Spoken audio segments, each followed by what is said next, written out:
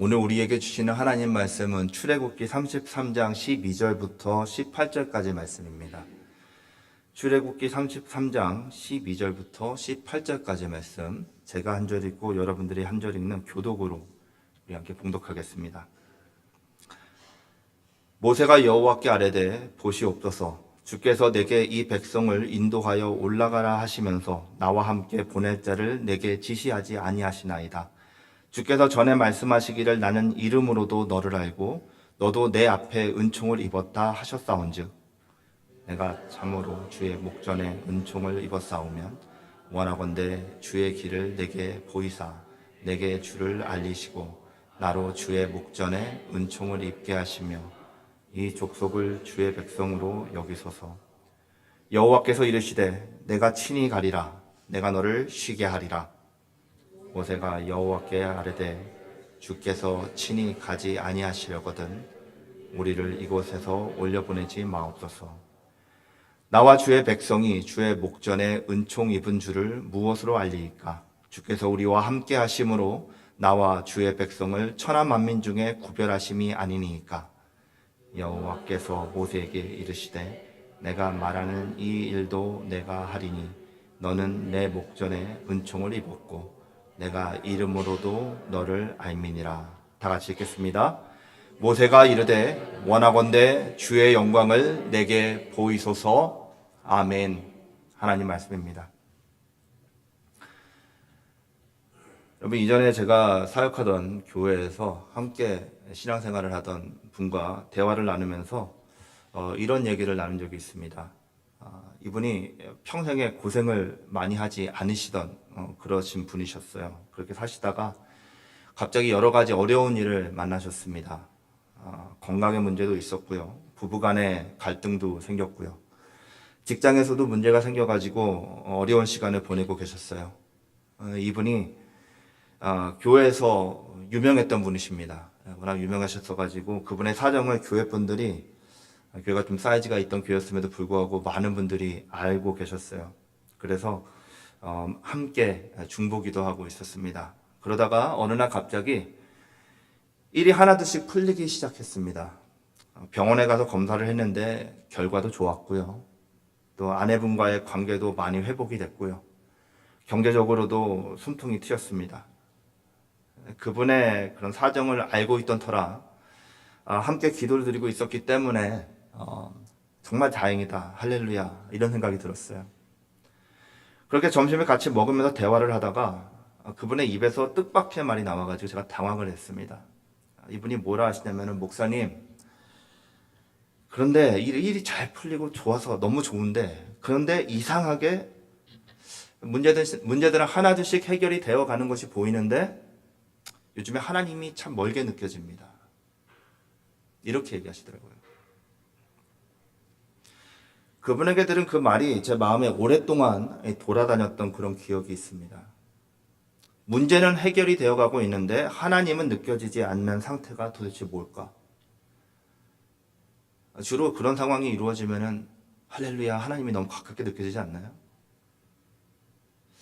여러분, 환경은 좋아졌는데 영혼은 공허한 상태.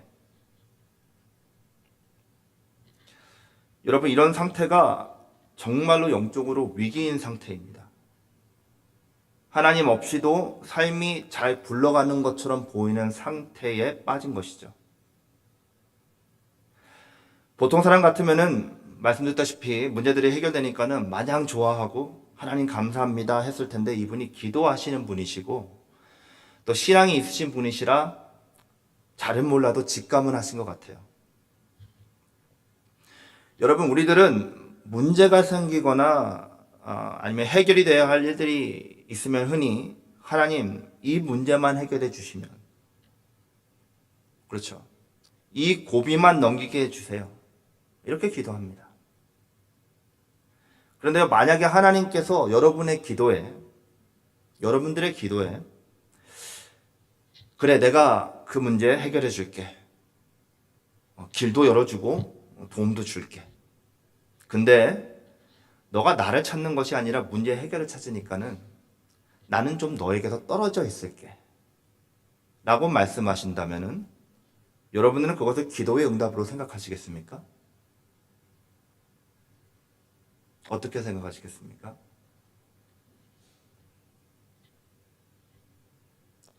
여러분, 만약에 하나님께서 이렇게 말씀하신다면 이 말씀은 축복일까요?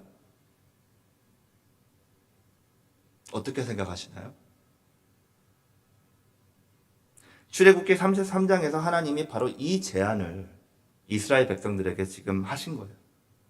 내가 약속의 땅도 주고 그 땅에 있는 원수들도 몰아내주고 천사까지 너희 앞서 보내겠다라고 하세요. 근데 단 한 가지, 나는 너희와 같이 올라가지 않겠다라고 말씀하십니다. 우리가 드리는 모든 기도의 응답을 우리에게 응답해 주시되 우리와 함께 가시지는 않겠다고 하시면은 혹시 우리들 중에는 대놓고는 못해도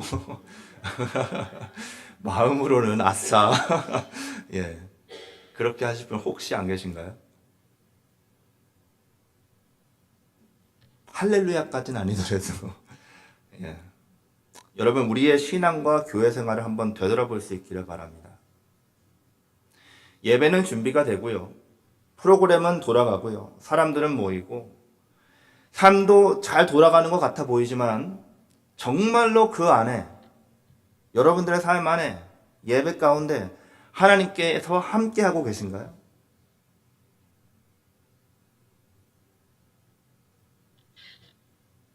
정답은 알죠? 아멘이죠. 아멘이어야 하죠. 근데 정말로 그런가요? 여러분, 정말로 그렇습니까? 결혼식이 준비됐습니다. 가족도 부르고 친구들도 부르고 음식도 최고로 준비했습니다. 어제 리허설도 끝났고 장식도 되게 아름답게 됐고요. 주례도 원하시는 분이 와서 해주시고요. 모든 것이 완벽에 가까운 준비가 되어 있습니다. 근데 당일날 신랑이 오지 않습니다. 생각해 보세요. 에이, 근데 뭐 어차피 다 모였으니까 음식도 준비됐으니까는 먹자 하고 사람들이 먹었다고 생각해 보세요. 내려앉은 분위기를 좀 살려보겠다고 음악도 틀어놓고 사람들 나와서 춤도 추고 대화도 화기애애하게 나눕니다. 신부에게 다가가서 위로해요. 괜찮을 거야. 누구누구도 결혼식 때 똑같았대. 네, 괜찮을 거야. 이런 말도 안 되는 위로를 한다라고 생각해 보십시오. 게다가 또 사회자가 또 분위기 띄운다고 농담해요. 그러면 막 웃기도 하고요. 웃고 대화도 나누고 잘 놀고 있는 것 같은데 정작 마음은 텅 비어 있을 것입니다. 목적은 달나라로 날아가 버린 거죠. 그렇죠? 사람들은 웃고 있을지 몰라도 정작 그날의 주인공인 신부는 아마 통곡을 하고 있을 것입니다. 비극일 것이에요. 물론 신랑이 결혼식에 오지 않는다면 이런 일의 전개는 이루어지지 않겠죠. 그렇죠? 하지만 우리들이 드리는 예배는 이렇게 전개되는 일이 굉장히 많습니다. 여러분, 예배 순서는 진행이 될 것입니다. 사역도 굴러갈 것입니다. 성도들끼리 밥도 같이 먹고요, 즐겁게 교제할 것이고요, 신앙생활과 교회생활이 마치 습관처럼 이어져 갈 것입니다. 이 모든 것들이 하나님 없이도 가능할 수 있습니다. 그런데요, 하나님의 임재도 없는, 하나님의 임재가 없이 가능한 신앙은, 성경에는 그런 신앙이 없습니다. 그래서 모세는 오늘 본문 15절에서 하나님께 이렇게 말합니다.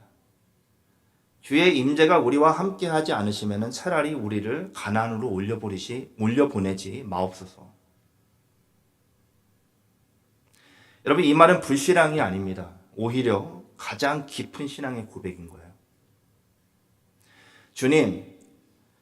주님이 안 계신 성공은 필요 없습니다.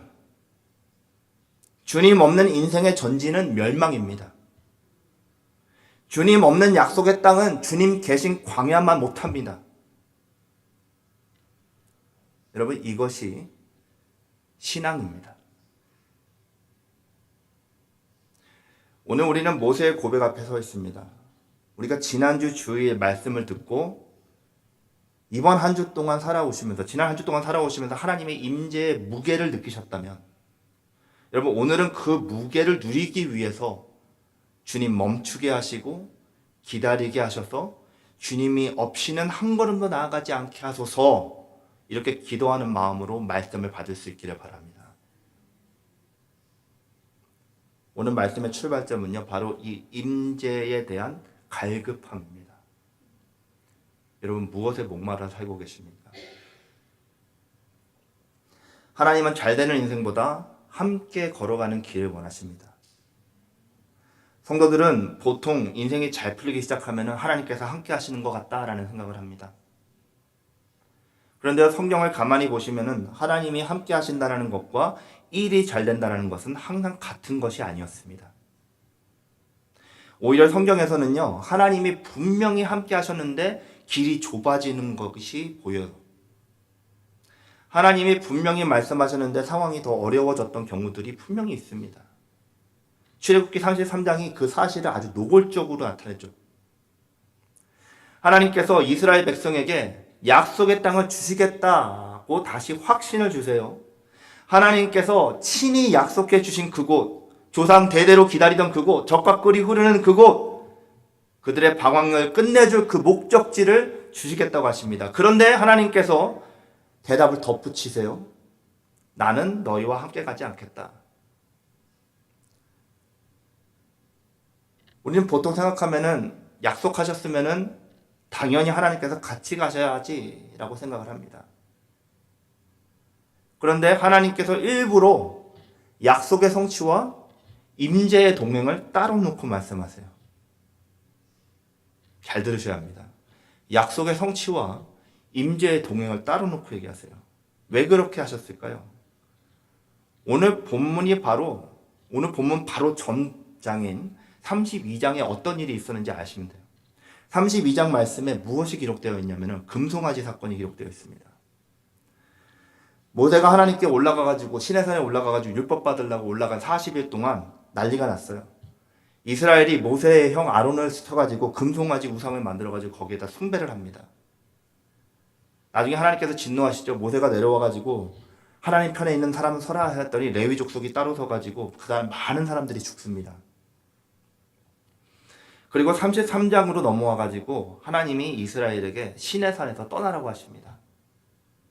그러면서 3절 말씀에 이렇게 말씀하세요. 너희를 젖과 꿀이 흐르는 땅에 이르게 하려니와 나는 너희와 함께 올라가지 아니하리니 너희는 목이 곧은 백성인즉 내가 길에서 너희를 진멸할까 하노라. 이 말을 들은 이스라엘이 슬퍼합니다. 몸에서 모든 단장을 다 빼고요, 하나님 앞에 섭니다. 회개하는 거죠. 모세가 집 바깥에다가 그때 집 바깥에다가 회막을 세웁니다. 여호와를 앙모하는 사람은 다 여기 나와서 여호와를 만나라 라고 해요. 모세가 회막을 향해서 나가면은 진중에 모든 사람들이 다 자기 장막 밖에 나와가지고 모세가 회막으로 들어가는 것을 바라봅니다. 그렇게 모세가 회막으로 들어가면 무슨 일이 일어나죠? 하나님께서 임재의 표시로 구름 기둥을 회막문 앞에 딱 보내주십니다. 여기서 하나님의 마음을 우리가 읽을 수 있어요. 여러분, 하나님이 함께 하시기를 원하시지 않으셨다면 그냥 시내산에서 두고 떠나가시면 됩니다. 하나님께서 이스라엘 백성과 함께 하길 원하지 않으셨다면 시내산에 놓고 그냥 떠나가시면 돼요. 걔네들이 거기서 떠나건 있건 말건 상관없을 것입니다. 굳이 남으셔서 회막에서 모세를 만나주시지 않으셔도 괜찮습니다. 그런데 3절에서 같이 있지 않겠다라고 하신 후에 계속해서 임재하시고 만나주신 것은 이스라엘의 회개, 이스라엘의 태도의 변화, 그 장식을 다 꺼내고 주님 앞에 서 있던 그 태도의 변화, 이스라엘의 마음을 시험하신 거예요. 하나님을 원하는지 아니면 하나님께서 주시는 결과를 원하는지 보신 것입니다. 우리 인생에서도 비슷한 순간들이 찾아옵니다. 여러분, 기도하던 일들이 풀릴 때, 환경이 좋아질 때, 문제가 해결될 때, 그때가 사실은 가장 깨어 있어야 할 순간입니다. 왜요? 그때부터 우리는 하나님께 묻지 않기 시작하기 때문입니다. 일이 잘 될 때부터 여지없이 하나님 앞에 묻지 않기 시작해요. 하나님 이것이 맞습니까? 묻지 않고요. 이 정도면 된 것 같습니다. 이렇게 말하기 시작합니다. 하나님은 이스라엘에게 내가 너희의 삶의 문제의 해결사가 될 수 있지만 너희가 나를 필요 없어 하는데 함께 갈 수는 없겠다라고 말씀하신 거예요. 그래서 하나님은 약속의 땅을 허락하시되 임재는 자동으로 주지 않으신 것입니다. 이것은 하나님이 냉정한 분이셔서 이렇게 하시는 것이 아니라 사랑이 너무 진지하시기 때문에 이렇게 하시는 것이에요. 우리를 향한 하나님의 사랑이 진지하시기 때문에.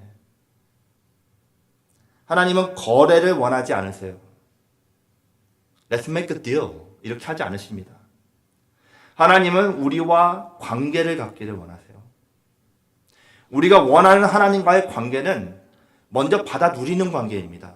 하나님 먼저 일단 주시면 제가 좀 누려보고 이것이 우리가 원하는 관계죠. 그런데요, 그건 하나님이 원하시는 관계가 아닙니다. 하나님은 우리가 하나님과 함께 갈 것인지 하나님이 주시는 것만 들고 가기를 원하는지 물어보세요. 그래서 모세가 주의 임재가 우리와 함께 가지 않으시면 움직이지 않겠다라고 말한 것입니다. 모세는 지도자였고요. 백성을 이끌어야 했고요. 앞으로 가야 할 책임이 있었던 사람입니다. 그런데 모세는 알고 있었어요.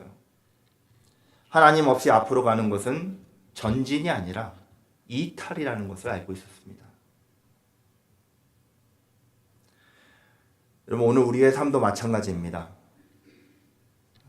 가정이 잘 돌아갈 때, 삶이 안정되고 교회가 눈에 띄게 성장할 때, 바로 그때 우리가 스스로 물어야 할 질문이 있는데 뭐냐면요, 지금도 하나님이 우리와 가운데 함께 계시는가? 이걸 항상 물어봐야 해요. 여러분, 오해하지 마시기 바랍니다. 하나님은 잘 되는 인생을 싫어하시는 분이 아니십니다. 억지로 안 되게 하시는 건 아니에요. 그렇지만 하나님은 하나님 없이 잘 되는 인생을 축복이라고 하지 않으십니다. 하나님이 원하시는 것은 같이 함께 가는 거예요.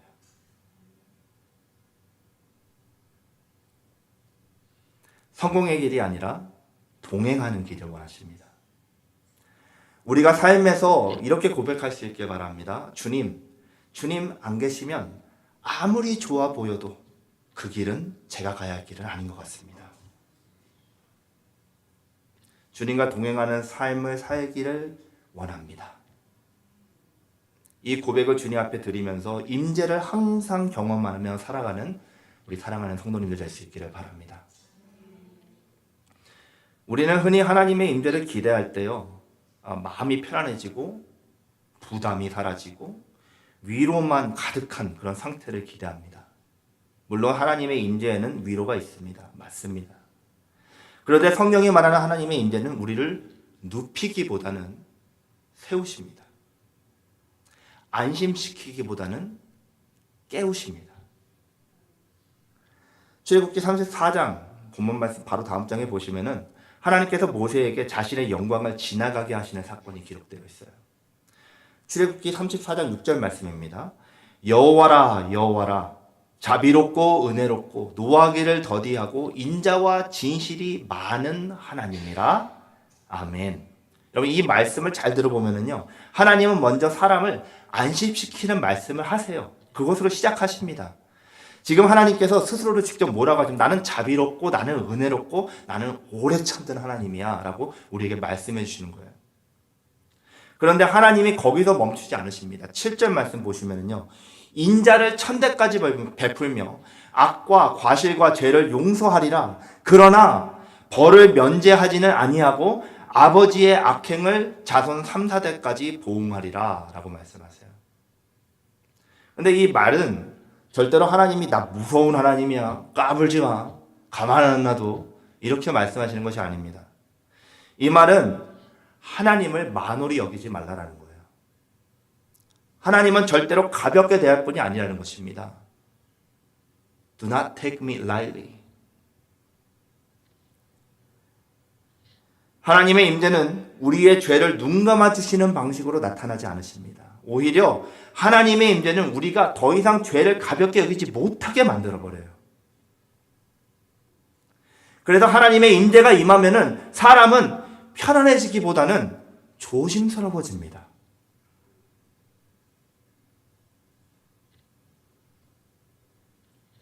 기도의 내용이 달라지고요. 말씀을 대하는 태도가 달라지고요. 삶의 선택이 하나님의 방향으로 맞춰집니다. 하나님의 임재가 임하시면. 왜요? 하나님이 너무나 실제적으로 느껴지기 때문입니다. 지난주에 말씀드렸던 그 무게가 실제적으로 너무 느껴지기 때문에 함부로 못 사는 거예요. 하나님은 그냥 개념적으로 알 때 하나님을 분석하려고 하고 이해하는 만큼 하나님을 가볍게 여겨버리는 그런 태도를 우리가 갖습니다. 그런데 하나님을 실제적으로 느끼기 시작하는 사람들은요, 삶이 변화됩니다. 이전과 같은 삶, 하나님의 임재를 실제적으로 경험하기 이전의 삶과 같은 삶은 살 수가 없어요. 성경은 하나님이 가까이 계시지만 결코 만만한 분, 가볍게 대할 분이 아니라고 우리에게 말씀해주고 계십니다. 이것이 하나님의 임재의 역설인 거죠. 하나님이 우리에게 가까이 오실수록 우리는 하나님을 경외하게 되는 것입니다. 모세가 처음 하나님의 임재를 경험했을 때를 한번 생각해 보세요. 자신의 신을 발에서 벗었잖아요. 가볍게 대하지 못했습니다. 그런 것처럼 우리들도 하나님의 임재를 실제적으로 경험할 때 물론 친밀함을 경험하지만 하나님과의 친밀함을 경험하지만 절대로 익숙해지지 않는 친밀함, 그것인 것을 우리가 기억하면서 하나님 앞에 나아갈 수 있길 바라요. 우리가 신앙의 위기를 경험하는 것은요, 하나님을 모르는 데서 시작하는 것이 아닙니다. 아는데 안다라고 생각해가지고 너무 익숙해지는 것이 문제인 것입니다. 예배는 자연스럽고 기도는 자동화되고 회개와 찬양은 형식이 돼버립니다. 그런데 진정한 하나님의 임재는 그 익숙함을 깨트려버려요. 하나님이 이 자리에 임하시잖아요. 이 익숙한 예배의 순서가 깨져버립니다. 언제 일어나야 되고 언제 앉아야 되고 언제 눈 감아야 되고 언제 눈 떠야 되고 이 모든 익숙함이 깨져버려요.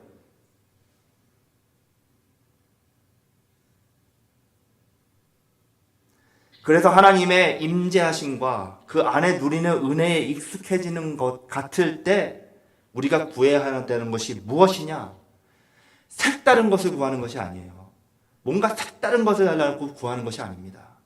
더 온전하고 더 깊고 더 무거운 하나님의 임재의 영광을 우리가 구해야 되는 거예요. 이 자리에, 이 예배의 자리에, 주일 10시 반 함께 모여서 예배드리는 이 자리에,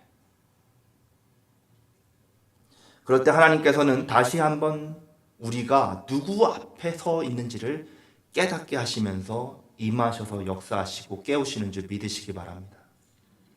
하나님의 임재 앞에서 우리는 변명하지 못합니다. 핑계도 내려놓게 돼요. 자신을 합리화하지 못합니다. 그래서 하나님의 임재는 사람을 편하게 하지 않고요, 바르게 합니다. 하나님의 임재가 머무는 곳에는 항상 질서가 회복되고요, 관계가 정돈되고요, 숨겨진 것들이 드러나게 되어 있습니다. 이것이 두려운 것이 아니라 하나님의 은혜인 것을 믿으시기 바랍니다. 왜냐하면 하나님은 우리를 망가뜨리기 위해서 드러내시는 분이 아니시라 살리기 위해서, 바로 세우시기 위해서 드러내는 것이에요. 믿으시기 바랍니다. 지난주에 봤던 예배 가운데 임하시는 하나님의 임재의 영광의 무게는요, 우리를 눌러서 주저앉히는 것이 아니라 삶의 중심을 잡아주는 무게인 거예요. 살면서 여러분, 저는 무서운 바람을 여러 번 겪어봤습니다. 여러분들 무서운 바람 겪어보신 적 있으십니까? 저는 정말로 무서운 바람을 여러 번 겪어봤습니다. 아리조나 살 때는요, 하붑이라는 거 혹시 아시나요? 모래바람입니다. 모래바람이 전 정말로 영화에서만 그러는 건 줄 알고 그랬는데 아리조나 사막이거든요. 갑자기 경보음이 울리면서 이쪽 끝부터 저쪽 끝까지 시야에 보이는 모든 것이 저쪽에서 벽이 이렇게 봅니다. 저는 주님 오시는 줄 알았어요. 벽이 막 와요. 제가 몰랐거든요, 뭔지. 아는 사람들은 다 속도를 줄이고 옆으로 세우더라고요. 저같이 뭔지 모르는 사람들은 그냥 40마일로 계속 그냥 뚫고 지나가는 거예요. 예. 하붑도 경험해봤고요. 제가 텍사스 살 때는요, 저 살던 곳에 한 20마일인가 떨어진 곳에 회리바람이 불었습니다. 예. 회리바람이 불어가지고 저는 그것도 모르고요, 바깥에 나가서 통화하고 있었어요. 근데 바람이 진짜 엄청나게 불면서 막 이렇게 구름이 막 몰려오는데 몸이 한 번씩 바람이 훅훅 할 때마다 몸이 훅훅 날아갈 것 같더라고요. 아주 와, 여기 텍사스는 땅도 넓으니까 바람도 심하게 부는구나. 저는 그렇게 생각했는데 다음날 아침에 일어나가지고 뉴스를 틀어보니까는 그 파킹돼 있던 그 차들, 그쪽 지역, 회리바람이 지역간 그 차들이 다 날아가 버리고, 예, 딜러샵에 파킹돼 있던 차들이 다 날아가 버리고 막 그랬더라고요. 그것도 모르고 바깥에서 통화를 한, 예, 이 정도입니다. 예. 여러 번 겪었어요. 한국에서는요, 태풍이 매년 오잖아요. 태풍도 경험해보고요. 여러분, 기억에 남는 것은요, 한국에서 부모님과 개척교회 다닐 때 일입니다. 제가 어렸었거든요. 태풍이 오고 바람이 불면 다들 집에서 안 나옵니다. 근데 당시에 개척교회들은 땅을 먼저 샀어요. 빌딩을 먼저 올리는, 땅을 먼저 사가지고 돈이 없으니까는 그 땅에다가 뭐를 했냐면은 텐트를 쳐놓고 예배를 드렸습니다. 혹시 파란색 비닐 기억나시나요? 그걸로 이렇게 해가지고 예배를 드리는 데도 있고, 어떤 데는 이렇게 그냥 비닐하우스 해가지고 비닐하우스 안에 들어가가지고 예배 드리던 교회들도 있고요.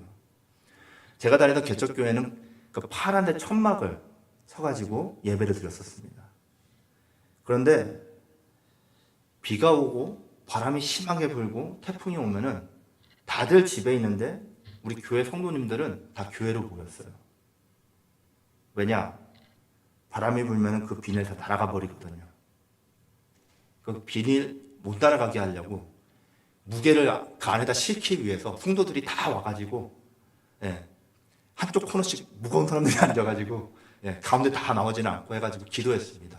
우리 교회 날아가지 않게 해달라고. 무게로 잡아주는 거예요.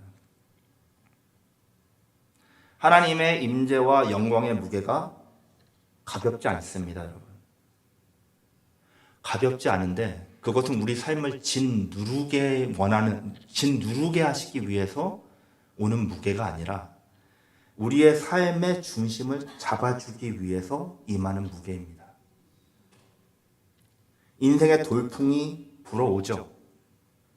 삶이 힘들고 어렵습니다. 무엇이 우리를 잡아줍니까? 기도 응답을 해가지고 이 일이 다 해결되는 거예요? 그게 또 다른 시험일 수 있다라고 말씀을 드리는 거잖아요. 하나님의 임재의 무게입니다. 그 무게를 피하지 마시고 그 무게로 삶의 중심을 잡는 우리 모두가 될 수 있기를 예수님의 이름으로 축원드립니다. 여기서 한 가지 질문이 남는데요. 그렇다면 우리는 이 거룩함 앞에서 끝까지 설 수 있을까라는 질문입니다. 그 거룩함, 그 영광스러움, 그 충만한 임재의 무게를 어떻게 버티고 설 수 있을까요? 하나님의 임재가 우리를 깨우고 드러내고 바로 세우신다면은 우리는 과연 그 무게를 감당할 수 있는 존재일까요? 정직하게 말씀드리자면은 우리는 그런 존재가 못 됩니다. 우리는 약하고 쉽게 흔들리고 결심을 해도 작심삼일이면 다행입니다. 그렇죠? 그래서 성경은 하나님의 임재를 사람의 의지로 붙드는 능력으로 설명하지 않습니다. 하나님의 임재는 하나님이 우리를 붙드시는 은혜인 거예요. 예레미야서를 제가 한번 읽어드리겠습니다. 예레미야서 32장 38절부터 40절까지 말씀인데요. 한번 들어보세요. 그들은 내 백성이 되겠고 나는 그들의 하나님이 될 것이며 내가 그들에게 한 마음과 한 길을 주어 자기들과 자기 후손의 복을 위하여 항상 나를 경외하게 하고 내가 그들에게 복을 주기 위하여 그들을 떠나지 아니하리라 하는 영원한 언약을 그들에게 세우고 나를 경외함을 그들의 마음에 두어 나를 떠나지 않게 하고. 아멘. 여러분, 이 말씀은 32장 1절부터 계속 주신 이스라엘이 바벨론에게 멸망할 것이다라는 예언에서 나온 말씀이에요. 여기서 가장 중요한 표현이 있습니다. 뭐냐면요, 딱 뽑으라면 다 중요한 하나님의 말씀이지만 저에게 딱 뽑으라면은 나를 경외함을 그들의 마음에 두어 나를 떠나지 않게 하고입니다. 여러분, 하나님께서 우리에게 떠나지 말라라고 말로만 하시는 것이 아니라 떠나지 않게 하겠다라고 약속하세요. 이것이 하나님의 임재와 영광의 깊은 차원입니다. 하나님의 임재와 영광은 우리가 하나님을 끝까지 붙드는 힘이 아니라 하나님이 우리를 끝까지 놓지 않으시는 은혜의 방식인 거예요. 많은 성도님들이 목사님, 저는 믿음이 약합니다. 저는 결심이 오래가지 못합니다. 저는 또 넘어질까 봐 두렵습니다 라고 찾아오십니다. 말하세요. 그리고 성경은요, 우리의 그런 고백을 부정하지 않습니다. 맞아. 그런데 그때 우리 아버지 하나님께서 말씀하세요. 안다. 알아. 그래서 내가 너를 붙들고 있는 거야. 하나님 떠났다가 망해버린 이스라엘.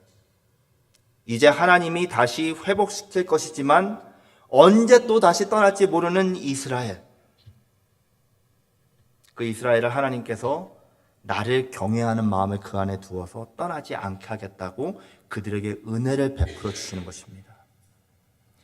예레미야서 32장의 내용을 다시 한번 보시면은요, 주도권이 다 하나님께 있어요. 우리에게 있지 않습니다. 내가 한 마음을 주겠고, 내가 경외함을 심겠고, 내가 떠나지 않겠다라고 말씀하십니다. 모든 주어가 다 하나님이세요. 모세가 하나님의 임재를 그렇게 갈망한 이유도 바로 여기 있는 것입니다. 모세는 자신의 의지를 믿지 않았어요. 나 한다면 하는 사람이야 라고 하지 않았습니다. 백성의 신실함도 믿지 않았습니다. 모세가 믿었던 것은, 의지했던 것은 하나님이었어요. 모세는 알았던 거예요.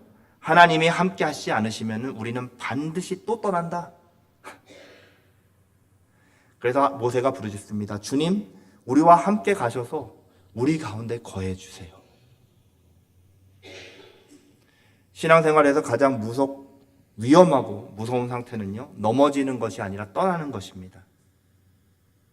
넘어지면 하나님께서 일으켜 주시면 돼요. 때리시면 맞고 또 가시면 되는 겁니다. 하나님 따라서. 사람은 넘어질 수 있습니다. 그런데요, 하나님께서 임재하시면 그 자리에서 완전히 돌아서지 않습니다. 왜요? 하나님이 사람의 마음에 경외하는 마음을, 그 끈을 붙들고 계시기 때문이에요. 완전히 돌아서지 않습니다. 그 하나님을 경외하는 마음을 지난주보다 더 깊게 한번 보도록 하겠습니다. 이 경외함은요, 주님, 저는 절대로 하나님을 잃을 수 없습니다. 이 마음이 경외하는 마음인 거예요. 내가 세상의 모든 것 다 잃어버려도, 돈, 평강, 명예, 권세, 다 잊어버려도 절대로 주님만을 포기 못하겠습니다. 이 마음이 하나님을 경외하는 마음인 거예요. 그래서 임재가 있는 사람은 죄를 지을 때도 괴로운 것입니다. 임재가 있는 사람은 세상으로 갈 때도 좋은 것 같은데 불편해요. 막 쾌락이 있어서 좋은 것 같은데 불편해요, 뭔가가. 하나님을 멀리하려고 해도 그 마음이 떨어지질 않습니다. 그것이 은혜입니다. 하나님의 임재가 우리의 신앙을 화려하게 할 것이다라고 착각하면서 하나님의 임재를 구하는 사람들이 있습니다. 하나님의 임재하심이 나의 신앙생활을 화려하게 할 것이다라고 생각하면서 임재를 구해요. 하나님 임재하시면 아픈 것도 확 낫고 문제도 확 풀리고 답답함도 확 뚫리고 안 보이던 것도 확 보이고 듣지 못하던 것도 확 들리고 확 그냥 예.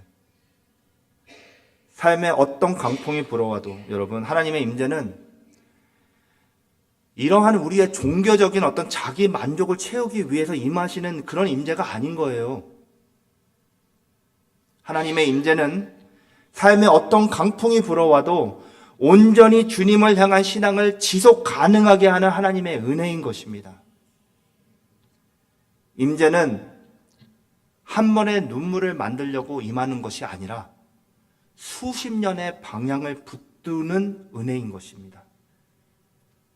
한 번의 큰 감동으로 끝이 아니라 일상에서 계속 역사하셔서 우리를 인도하시는 은혜인 줄로 믿습니다. 하나님은 우리를 억지로 붙들어 놓지 않으세요.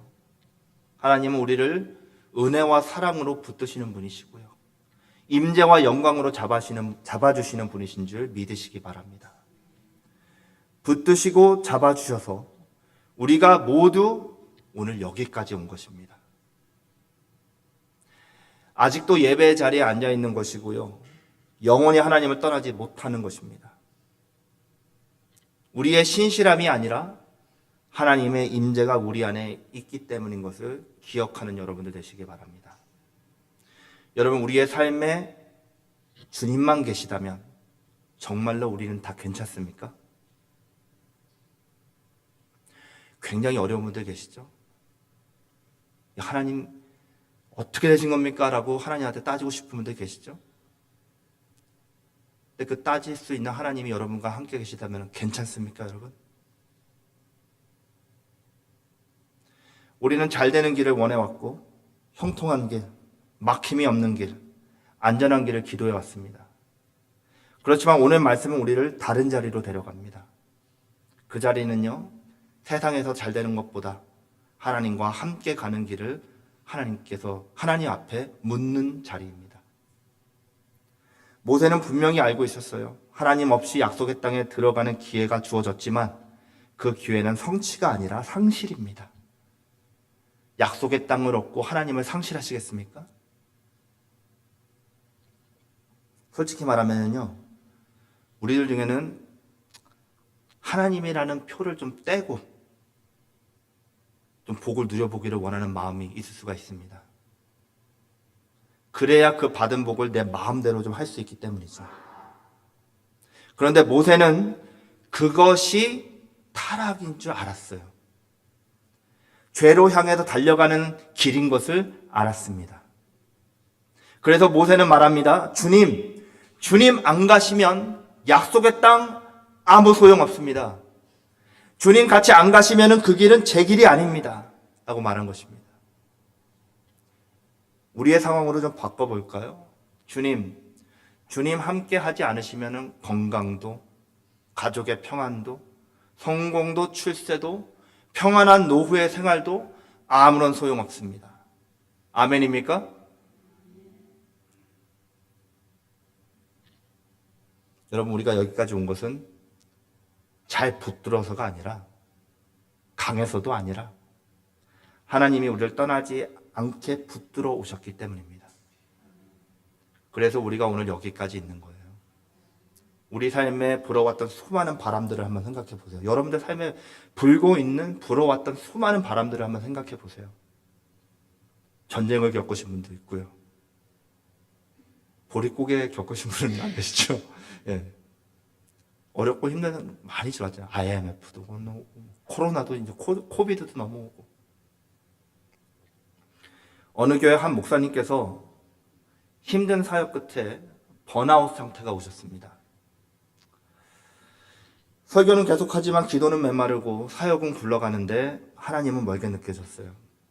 그런 시간이 회복되지 않고 길어지니까 이러면 더 이상 안 되겠다 해가지고 교회 팔던을 받고 기도원에 올라가셨습니다. 기도를 했다라고 합니다. 하나님, 사역은 내려놓아도 괜찮습니다. 사람들 기대도 내려놓겠습니다.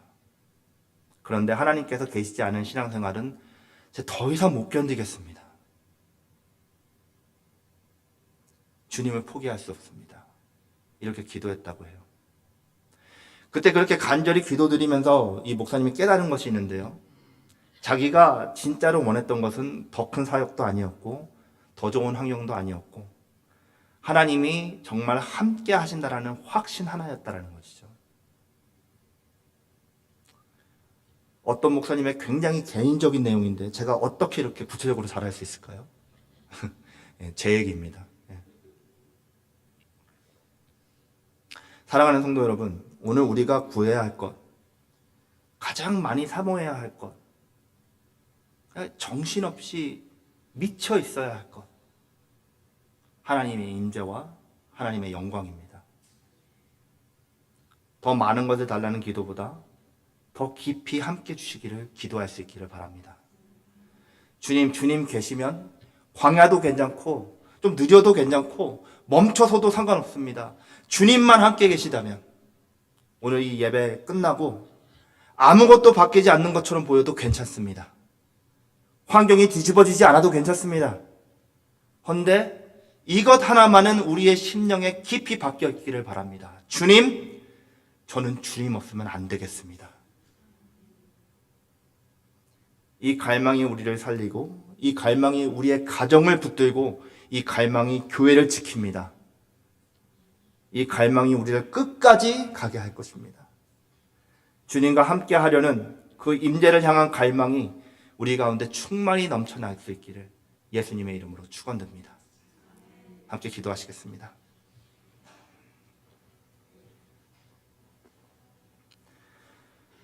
거룩하신 하나님 아버지, 오늘 이 자리에 우리를 불러주셔서 진심으로 감사드립니다. 주님, 우리가 무엇을 얻기 위해 이 자리에 온 것이 아니라 주님을 만나기 위해 이 자리에 서게 하심을 감사드립니다. 주님, 우리는 종종 주님보다 주님이 주시는 결과를 더 원했습니다. 주님과의 동행보다는 형통을, 임재보다는 안정을 구하며 살아왔습니다. 주님, 이 시간 예수님의 이름으로 기도합니다. 주님이 함께 하시지 않으시면 아무리 좋아 보이는 길이라도 그 길은 우리의 길이 아님을 인정하겠습니다. 우리의 인생이 잘 풀리는 것보다 주님이 함께 하시는 삶이 되게 하시고 빠르게 가는 길보다 주님과 함께 가는 길을 선택하게 하여 주시옵소서. 주님, 우리는 연약하여서 쉽게 흔들리고요. 결심해도 오래가지 못하는 존재들인 것 주님 아시죠? 주님의 은혜와 사랑이 필요합니다. 우리의 의지로 주님을 붙들지 않게 하시고 하나님의 은혜로 우리를 붙들어 주시옵소서. 우리에게 약속하신 것처럼 우리 마음에 주님을 경외함을 심어주셔서 우리가 주님을 떠나지 않게 하게 하여 주시고 주님을 잊는 것이 이 세상의 어떤 상실보다 두려워지게 하여 주시옵소서. 주님, 우리의 가정 가운데 임재하여 주시옵소서. 우리의 교회 가운데 임재하여 주시옵소서. 우리의 일상 가운데 임재하여 주시옵소서. 주님이 계시면 충분하다는 고백이 입술에만 머물지 않고 삶 선택 속에서 드러나게 하여 주시옵소서. 오늘 이 예배를 마치고 나갈 때 주님, 환경은 그대로일지라도 우리 마음 깊은 곳에 이 갈망 하나는 분명히 남게 하여 주시기를 간절히 기도드립니다. 주님 없이는 안 되겠습니다. 주님 없으면 안 됩니다. 주님 함께 있어 주셔야만 합니다. 주님 안 계시면은 이 바람 부는 세상 어떻게 살아갈 수 있겠습니까? 그 영광과 임재의 무게로 저희들을 잡아 주시옵소서. 모든 것을 주님께 맡겨드리며 우리 주 예수 그리스도의 이름으로 기도드렸습니다. 아멘. 우리 다 함께 일어서서 찬양하신 후에 축도로 예배 마치도록 하겠습니다.